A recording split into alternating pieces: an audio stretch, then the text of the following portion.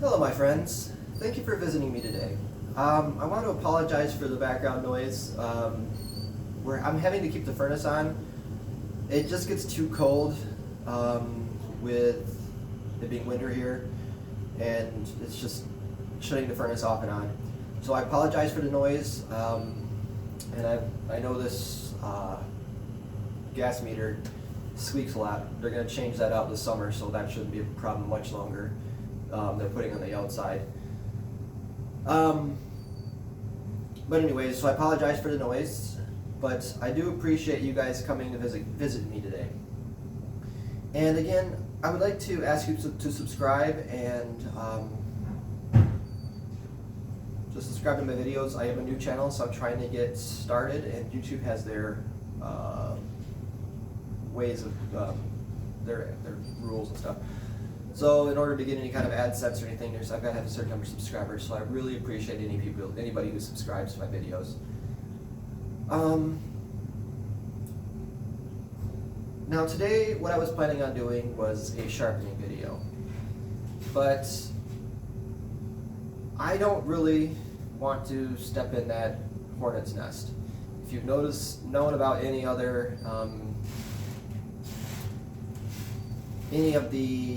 if you've been in woodworking at all or watched any other videos or anything, everybody and their grandmother has a system. I'm sorry, I apologize, I shouldn't have said that.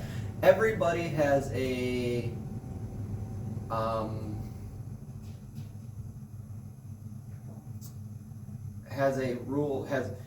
sorry, excuse me, let me say this again. Everybody has an opinion about sharpening, and I'm just not going to go into that.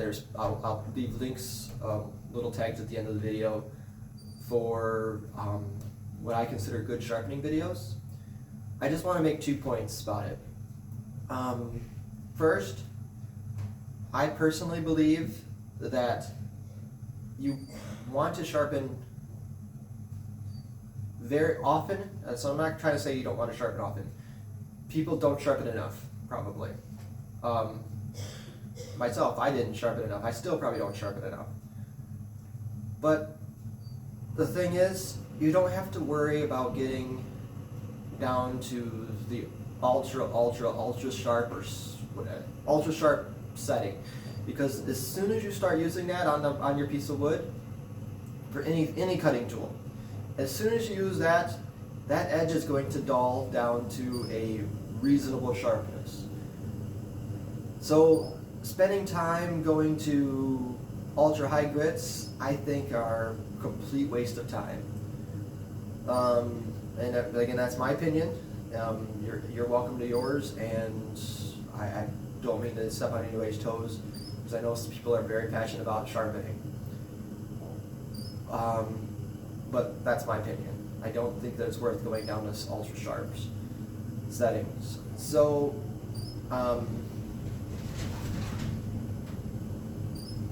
what was my other point that I was going to make? Oh, I personally would recommend staying away from honing guides and learning to freehand sharpen. The reason for that is when you put it takes time and effort to do that extra step of putting it in a honing guide. Now, it's not a lot. I know there can be done quickly, but that little extra barrier will keep you from sharpening.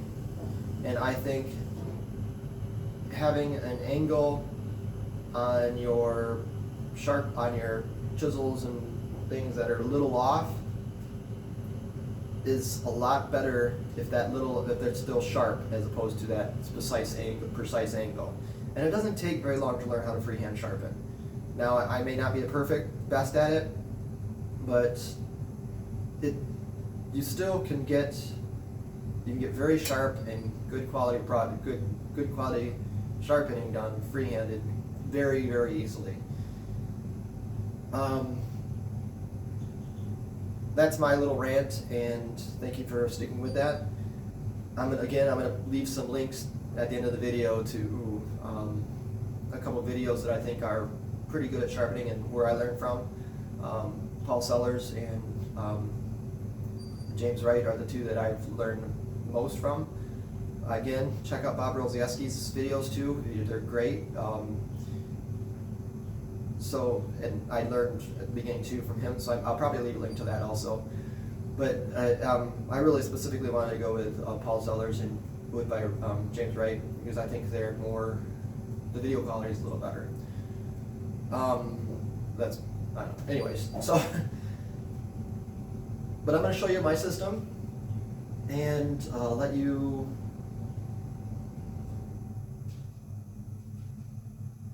I'll explain what I have. So what I have here are diamonds plates. I have a coarse, choose extra fine. In my opinion, you could probably get away with just these two, the middle round ones, what is this, fine, and, oh, these are DMT plates, by the way. And I think this is extra fine. Yeah, this one's extra fine. So this one's probably a waste. You could probably get away with just these two. This one I never use really, unless for when I first get a tool to flatten the backs and things. It cuts a little faster. And then a leather strop. All this is a piece of leather stuck to a piece of wood.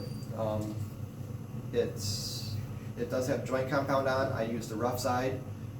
From my understanding, that holds the joint compound better. But I don't know if you need to replace the joint compound all the time. I don't. I only replace it when it starts wearing off. But basically what I use for that is getting the burr off. Because again, I don't think that ultra fine polish is really necessary. But that's my opinion. For the joint compound, I just use a green joint compound when I do put it on. And I use Windex. I'll probably just make my own with vinegar and water once this bottle runs out, but it's nice having a convenient squirt bottle.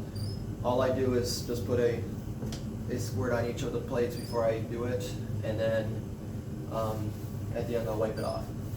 I do keep a rag over top of the stones because I try to keep the debris off. Not that I don't know if it messes with the sharpening or not, but I like to keep it clean. So that's my sharpening video. I know it's not a traditional sharpening video, and I hope I'm not offending anybody. That's not my goal. I just want to share my opinion with it and point you to people who I think do a good job of describing it better and where I learned it from.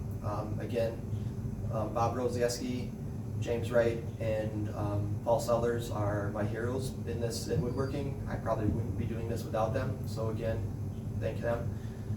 And so I'm going to send you to their videos to learn one of the absolute core skill of woodworking, because without sharp tools, you can't woodwork. So anyways, thank you, and I will see you guys next time. Have a good day. Bye.